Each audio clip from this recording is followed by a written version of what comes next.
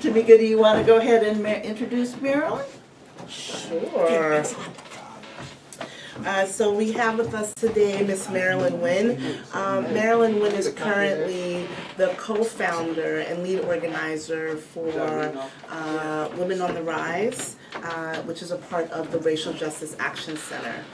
Miss Marilynn is also a former organizer at 9 to 5 Working Women Atlanta. And while at 9 to 5, Miss Marilynn envisioned and then led the creation and development and implementation of the Ban the Box campaign. So hi, Miss Marilynn. Hi. Did I cover all the wonderful things about you? Yeah, you did. So, you know, today we want to talk about Ban the Box, but we also want to talk about the fight for 15, right? And where does it intersect with organizing the formerly incarcerated? Right? Okay.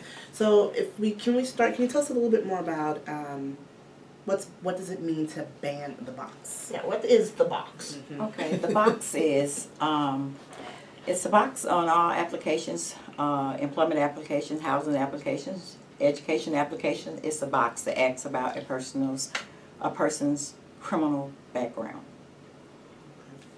Okay, so my recall, I haven't had to fill a form out in a long time. My recall is almost right under where you put your personal contact information. It's almost it seems to me, as I remember, it's almost the very first thing that it asks. It's not Pretty quite the close. first thing, but it's not far I mean, away. it's right on that first page. Yeah, it's not far away. All right, so what happens if somebody checks it? Okay, so when you check the box, you are not likely to be called back. If it's for employment and if it's for housing, you're going to immediately be told no. It's not happening. And I am formerly incarcerated, so I've had this experience as to trying to get a job so I can take care of myself and my family. And this was the reason Ban the Box came about. I actually initiated it because not being able to become employed kept me in and out of the system where I did not want to be. So that's what Ban the Box is basically about, is to help people not repeat that revolving door of the system, being able to be self-sustainable. So can you talk a little bit about like some statistics about who has records? What does it mean to have a record? It's not, well, first of all, I want to say, basically, people of color, brown and black people, poor people, basically, are the people that really have records. And most people think that people have records are bad people, but all records are not criminal. You can actually have a record for a traffic violation, so to speak. Say if you was driving and for some reason you left your wallet at home, of course we know we're supposed to have our ID on us. And if that police decides that he wants to lock you up, then you have a record. So from then on out, whether you found guilty or not, some applications say have you been convicted, some say have you been arrested. So if it says have you been arrested, yes you have. You may not have committed a crime, but employers don't take the time to go and see what you were arrested for. You still opt out. Thank you. And so once you are released from prison, what are the options that are available to the formerly incarcerated to have a good quality of life, like housing, jobs, education? Well, actually, Tamika, I didn't find any options for myself. And there's many of us that I have ran into in the work that I do today. There are no options. And even though, you know, we come home and we think that, well, okay, now I'm going to straighten up and do the right thing, so I'm going to go look for a job. We go to the Department of Labor. There's no options. So the only option for a person with a background is who you know. If you know someone, you possibly can get a job. If you don't know no one, it's very hard. You're going to keep going deeper and deeper down into the point where you are basically forced to commit a crime to survive. It also seems to me that the only real option is a sort of underground economy. In other words, not any employment where you get a W-2, not any employment where workers' comp or unemployment compensation or any health care benefits or a pension. So that's those kinds of jobs almost become an impossibility. Again, unless you absolutely know somebody who is willing to give you a chance. Yeah, and you're right. Now, it took me years to find one organization that employs people with backgrounds. And when I were able to get this employment, it's going to sound funny, but I got it, and it was 8 hours a week, not a day. I worked 4 days on a Wednesday, 4 days on a Thursday. 4 hours, you mean? 4 hours a week. But I guess with determination and what I wanted to do, I took that job and made it a 40-hour-a-week job. But that's what I end up with, even with McDonald's, as we just got through talking about the minimum wage and trying to raise it to a living wage where we can, live a sustainable life. I couldn't even get a job there. So, I want to talk, can you tell me a little about this country? The United States has the most, incarcerated population than any other country in the world. And we're seeing a decline in our economy that has not stopped. We're still in a recession. What's the relationship between those two things? Between us having the highest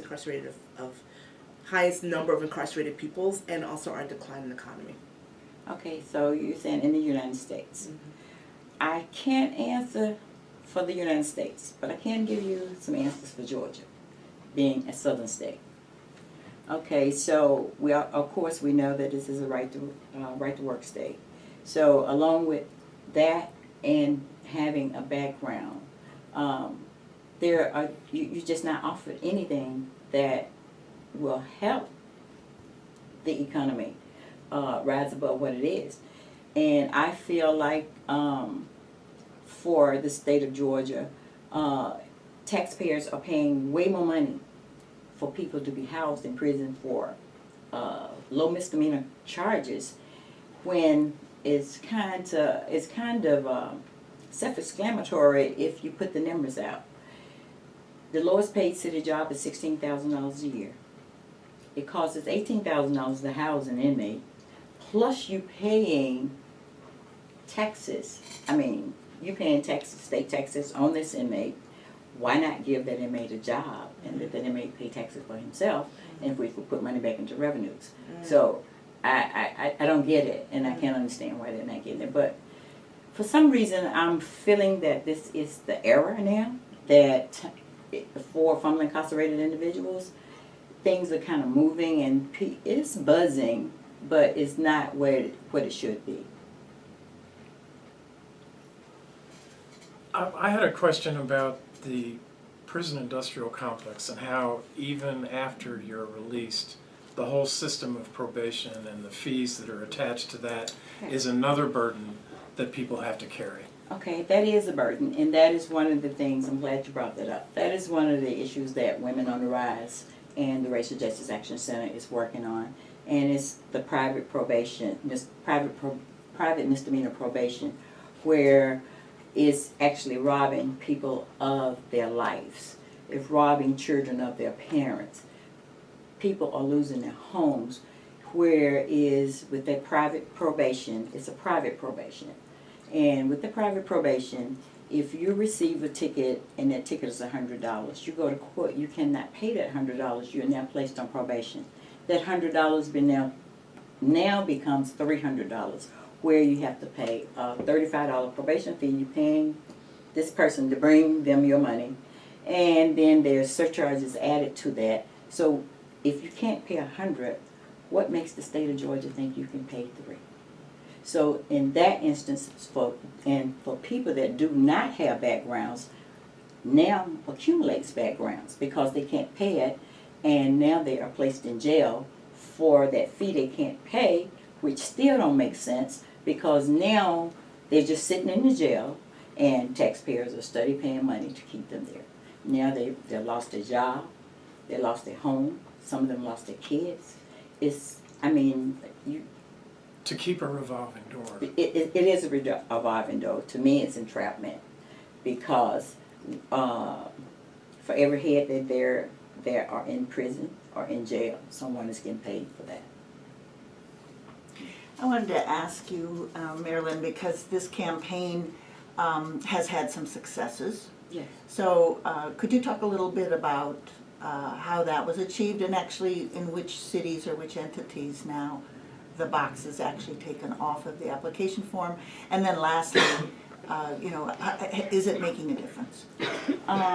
Yeah, I can. So, Ban the Box, I initiated Ban the Box in 2011 under the umbrella of 9 to 5 Atlanta Working Women. And what happened there is I was co-chair of the board of directors of 9 to 5. And 9 to 5 is an organization, and their core value is to eliminate employment discrimination of all types. So once I was co-chair of directors of the board, and after a while I disclosed that I had a background, and I wanted to start a campaign to remove the box from applications, because that was one of the things I was being discriminated against. So what I had to do was I went out and did groundwork, outreach, and found formerly incarcerated individuals that was willing to fight for employment discrimination, so that they could actually get a job, and hopefully they could get a living wage job, but a job from the beginning, period, were what we were seeking. That's how Ban the Box came about. So the first city that banned the box, which made history, was the city of Atlanta in 2013. It was an administrative change, and we went back, I think, last year and got legislation, so now it became law. After the city of Atlanta, Fulton County banned the box, East Point, and we were speaking with Governor Deal at this time, and he had agreed that he would issue an executive order. He would not do legislation just yet, but I think that will come in due time, and 9 to 5 is still working on that. Along with those three, East Point has banned the box, Savannah, Macon, and Albany has banned the box. So really almost now those are the city applications for city employment. City employment and county employment, and with Governor Deal, all state applications, not just the whole state of Georgia, but state employment. All right, so my last question was, is there some noticeable, or can you see some changes, or because the problem is really still bigger, in the sense that there's still a lot of joblessness, and so it still is not the total solution, but are people finding it somewhat easier to get a job with one of the government agencies or employers, city or state or county? I think in 2013 was when the City of Atlanta banned the box. At the end of 2013, I did an open records request to see how many people had been hired through the city with backgrounds. Actually, they started tracking after we did the ban the box. And it was something like 10% of formerly incarcerated individuals had become hired with the City of Atlanta. Maybe we should make sure that our audience understands one more point. It is that in the interview process, we should talk. All right, so the box is gone, but there is going to be a background check. Even though that I'm formerly incarcerated, we're not trying to hide our backgrounds. We just want the opportunity to be able to get in and have a decent interview based on skills, education, and qualifications like everyone else. And on the back end, once we're in the interview, then we'll talk about our backgrounds. And if, in the language, if the case that we had previously had is not relevant to the position that we are applying for, more likely we will end up getting it, something like that. Yeah, it's not just you get in and you opt out, or you get in the interview and there's no other entities that, there for you. But there are other things that is waiting for you in the background, which is good. I mean, what that means is that you get an interview based on your qualifications, that you are not immediately dismissed from the pile No, you're without your skills and qualifications being given a fair and honest review, just like any other applicant. Correct. And even if they decide not to hire you, they are to issue you a letter, send you a letter telling you which one of those cases is the reason that you didn't get that job. So that's another tool that we can use to get straightened out or to whatever we need to do with it, so the next time we won't have that issue. I like that. It sounds like it's breaking that revolving Yeah, door. it's breaking the door. It's breaking the door. So I want to ask, obviously, while it's true that tens of thousands of people are hired by cities and county and the state, it's still the private sector that this ban-the-box struggle still has to take on. Do you know anything about where the issue, since we're here in Metro and Atlanta, so not all the metro county, well, no, not all the metro counties have done it. So No. DeKalb hasn't, Gwinnett hasn't. DeKalb is still, I want to say DeKalb told me that they did it.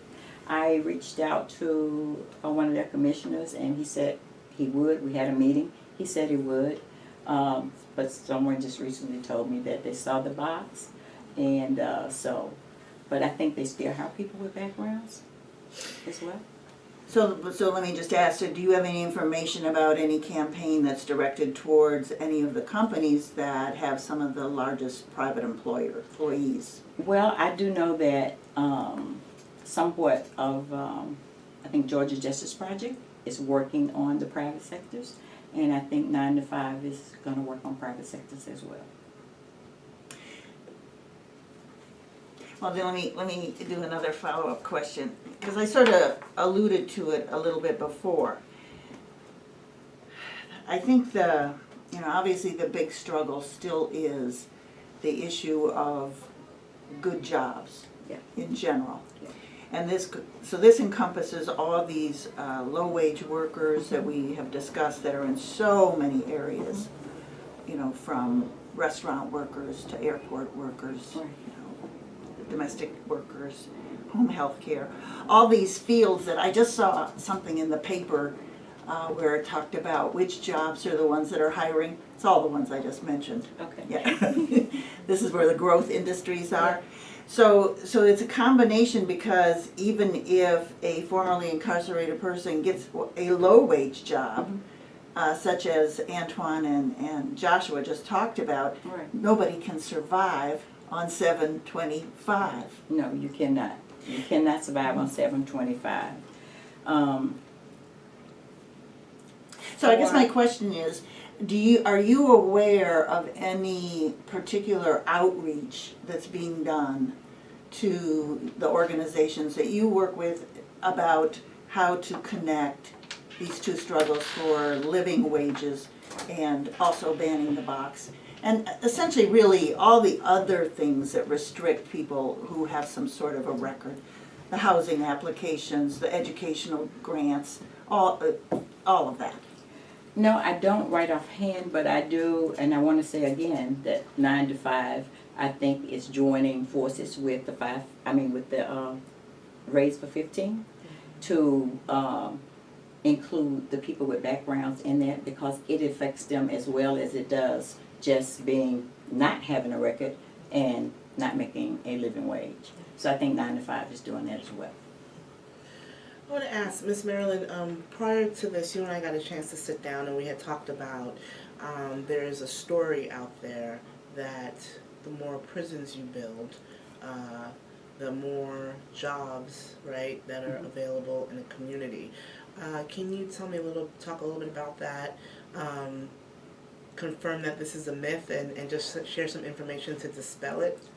Well, I can't confirm that it's a myth. I hope that it's a myth. I do believe that they are building prisons. I can't say that they're not. They are. But I do believe that with us banning the box, different organizations fighting to end mass incarceration, and all these different organizations working to put an end to the racial profiling, all the things, the little bitty things that's putting us in jail, that causes us to repeat that cycle and go backwards. I do believe that, and hopefully those people will be looking for other jobs because they won't have enough people in the prison system to house them.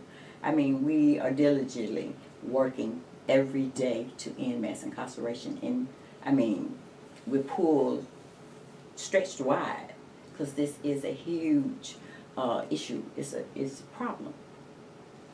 It's a problem, and it's just not working. And I think the more people see that it's not working, it's going to stop. So I think they just have empty prisons. Can you speak to how all these problems affect women of color in particular?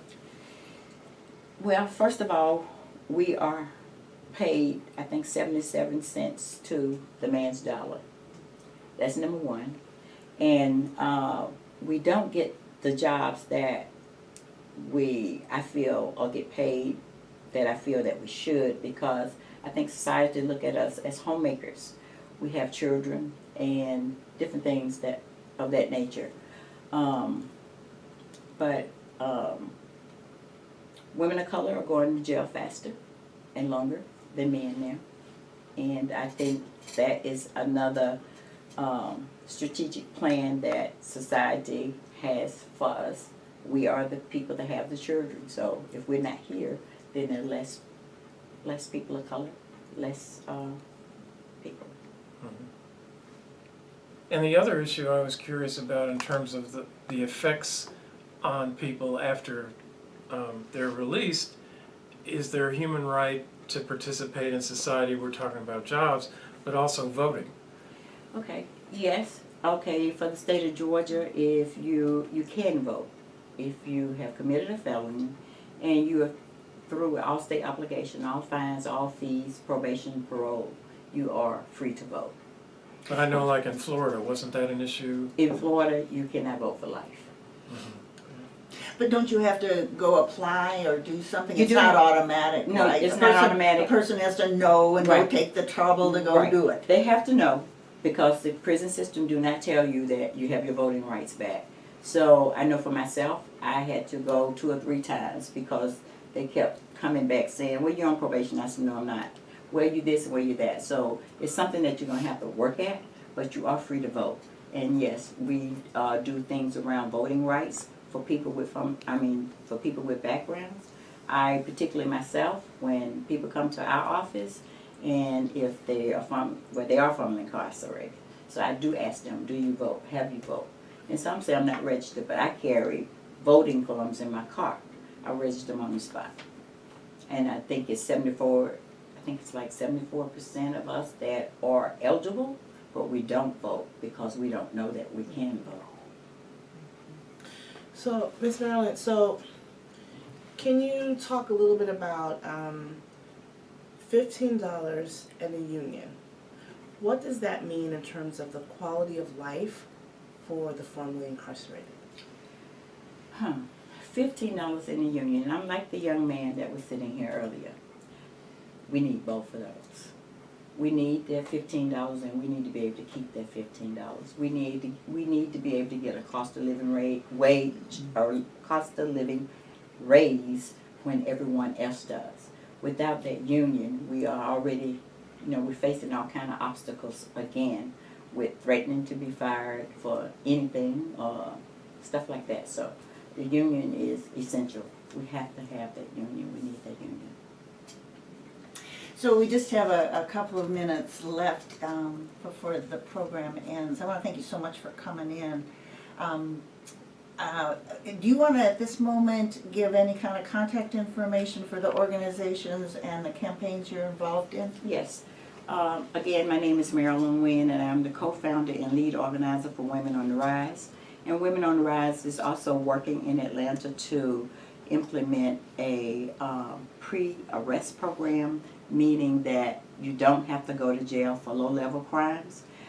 We are having tomorrow we are having a teach-in about what pre-arrest diversion center is And if you would like to learn more about our pre-arrest program, you can come to the Rush Center, and it's at 1530 DeKalb Avenue, and you can reach me at 404-322-5116. Again, if you're interested in learning anything about the Pre-Arrest Diversion Center, where you don't have to go to jail for low-level crimes but receive the services that you need to be self-sustainable, you can come to our teach-in, and it's being held by SNAP Coalition and Women on the Rise under the umbrella of the Racial Justice Action Center, and it's at 1530 DeKalb Avenue, and that's the Rush Center. And what time? It would be at 6 o'clock, from 6 to 8, and we are serving refreshments. And that's tomorrow, That's Tuesday, tomorrow, the Tuesday, 21st of April. Thank you so much, Marilynn You're Winn, more for than coming in welcome. and joining us here on the Labor Forum. It's I my know I speak pleasure. on behalf of Tamika and Paul as well. Okay, it's my pleasure. So folks, please do tune in again next Monday for another interesting program with those in the city of Atlanta and the area that are making a difference, that are making the change for working and poor people. This is Diane Mathewitz saying goodbye for today. This is Tamika Atkins saying bye. Thanks, Diane. And this is Marilynn Winn saying bye for today. All right, take care.